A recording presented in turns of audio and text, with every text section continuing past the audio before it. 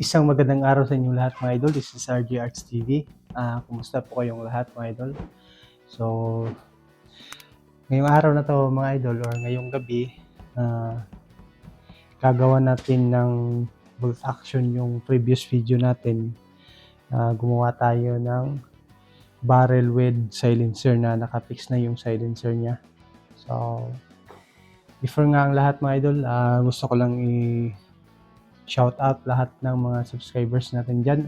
Isang magandang araw sa inyo. So ayun nga mga idol, no? So ngayong araw, gagawa natin siya ng bolt action para magamit na natin. Kasi nakakamiss din niya mag night hunting, no? Lalo na ngayon wala pang buwan. So masarap mag-hunting ng walang buwan kasi hindi siya maliwanag. So gagawin ko sana ngayon mga idol is gagawa tayo ng manual lang na bolt action, no? Gusto ko sana itong gawing rotary, lagyan siya ng magazine, kaya lang wala pa akong mahanap talaga na mga materials like ng transparent na plastic, something plastic na makapal or fiber. So wala akong mahanap. Actually yung PCP na nakita ko kasi is naka manual type lang siya, no? Para siyang sniper type na klase ng PCP air gun. So ito sana yung gagawin ko mga idol na rotary magazine. Ayan siya, 7 rounds. Kaya lang wala akong makita na transparent na plastic or fiber. Kaya pagpaliban ko muna to. Tapos yung ano dito, lalagyan pa to ng spring dyan. So ganito sana gawin ko. Kaso wala akong mahanap na fiber na transparent. Kaya tiyaga muna tayo sa manual type. So kinabit ko na pala dito yung kanyang pinaka bolt, yung kasahan mga idol, yung housing ng bolt action natin. Kasi pag binuo natin to tapos wala pa siyang epoxy, mahihirapan tayo maglagay dun sa loob. So ito naman, explain ko lang, ito yung magiging exhaust ng ating butane type na gagawin. Tapos ito, dito yun sa may kasahan niya. So ito yung magiging ano niya, cover niya dito para hindi sumingaw yung pinaka-exhaust niya. Yung aluminum pala dito mga idol, fit lang siya. Hindi siya masikip, hindi rin siya maluwag. Sakto lang siya. So ito yung idea natin ngayon. Dito natin ilalagay yung kanyang exhaust. Tapos dito pala mga idol, nilagyan ko siya ng stainless na manipis lang. Pinasok ko dito sa 3/4 na stainless. Kinat ko lang siya dito sa gitna para maipasok ko siya dito sa 3/4 din. Kasi hindi siya pumapasok. Medyo masikip siya. Kaya ginawa ko, binawasan ko yung stainless. Tinabas ko sa gitna para ma-fix ko siya dito. Tapos ito rin, meron din siyang stainless sa loob para yung apoy dito lang siya dadaan, no? Hindi dito sa PVC natin para hindi siya ma-expose. Tapos nakagawa na nga pala ako dito mga idol ng check valve. Yung check valve pala nito mga idol, may binago tayo ng konti. So napapansin ko kasi yung spring dito sa katagalan ng gamit naluluwag siya. Kaya ginawa ko para pwede natin siya palitan. Naglagay ako ng 4 na screw dito. Para pag in case na ma-damage, pwede natin siyang palitan. So may chamber na rin. Tapos nilagay ko na nga pala dito yung may PVC din ako nilagay dito. Para naman yan sa barrel band mga idol. Tapos dito nakaabang kasi pag nilagay ko yung ito, pag binuo ko siya tapos wala pa siyang barrel band, mahihirapan ako ipasok yung barrel band. Kaya ginawa ko, naglagay na lang ako ng PVC dito at saka dito para in case na mabuo ko na to, hindi na hassle paglagay ng barrel band. So ito pala yung mga gamit natin. Tapos ito naman, ito yung dito sa kasahan niya. Dito natin siya ilalagay, no.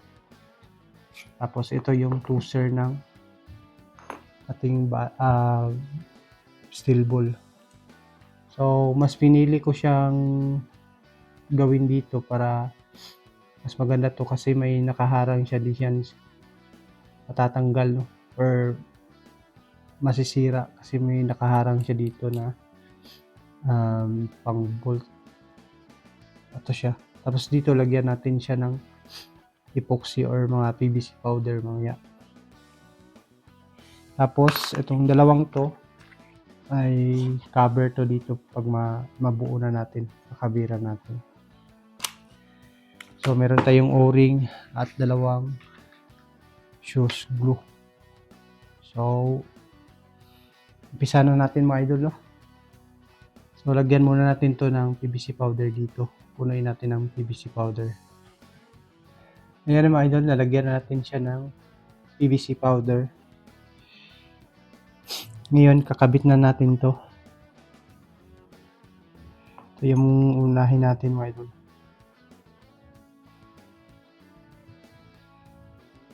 Dapat balance sila, no? Pantay lang siya. Mga idol. So konti lang muna ilalagay natin para in case na tabingi siya, pwede pa natin siyang baklasin. Tapos ilapat nyo lang. So okay naman siya, no? Tapos ito isunod natin. Dito yan. Make sure lang din mga idol na pantay siya, no? Pagkakadikit nyo.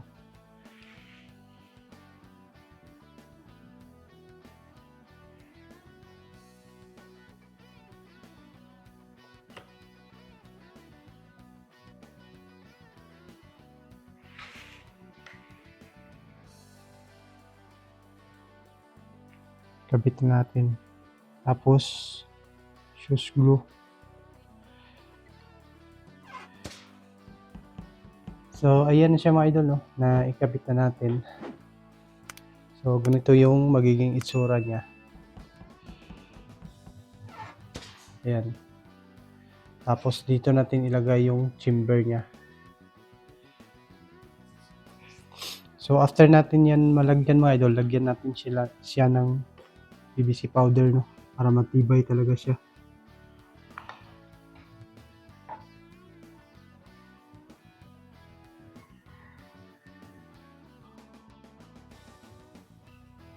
Yung mga butas-butas niya, lagyan natin ng PVC powder.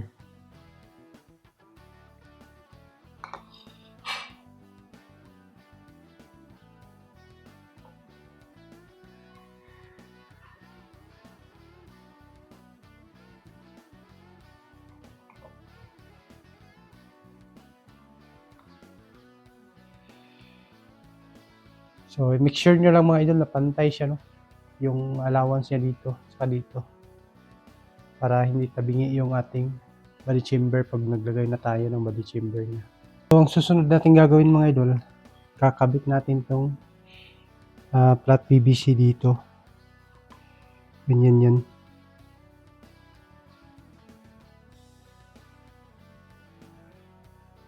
Yung kanyang itsura. So ikabit natin.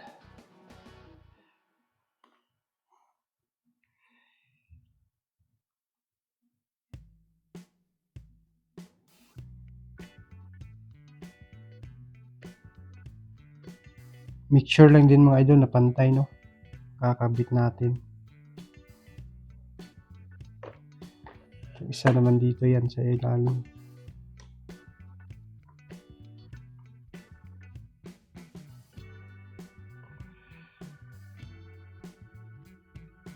So nakaganyan yan.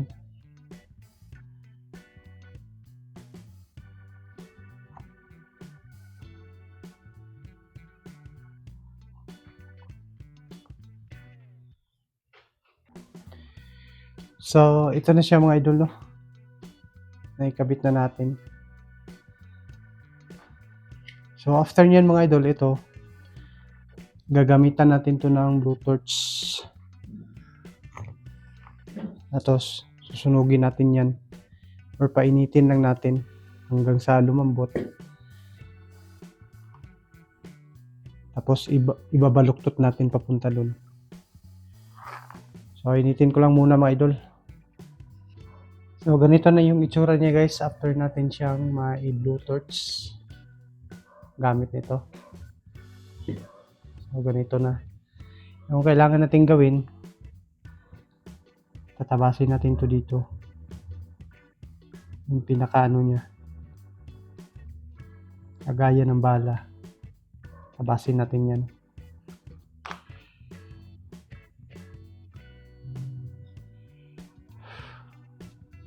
So tatabasin ko lang muna ito mga idol. So tapos na guys, ito na siya yung forma niya.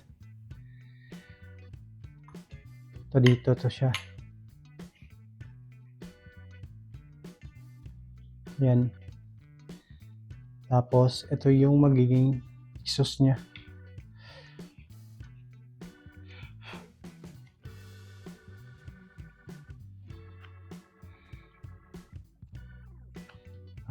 Kabit natin yung kanyang para kinakasahan niya. Temporary lang pala to guys, no? Kasi lalagyan pa natin to ng wooden buttstock. So, ipapakita ko lang sa inyo.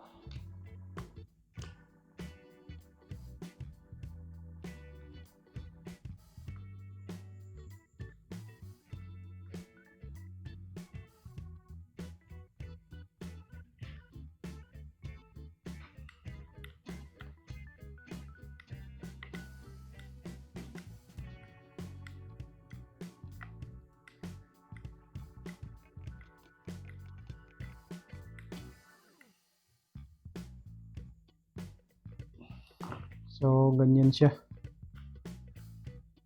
So, guys, lagyan pa natin to ng lock dito para paglabas ng pressure hindi yan aatras. Dito natin lagay.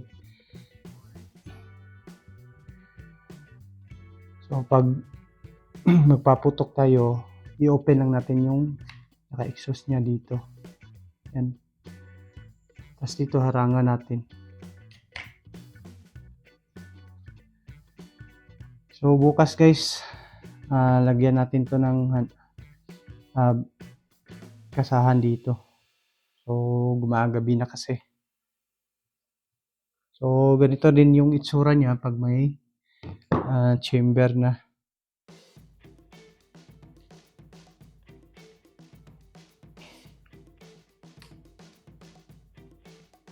So ganito yung magiging itsura niya.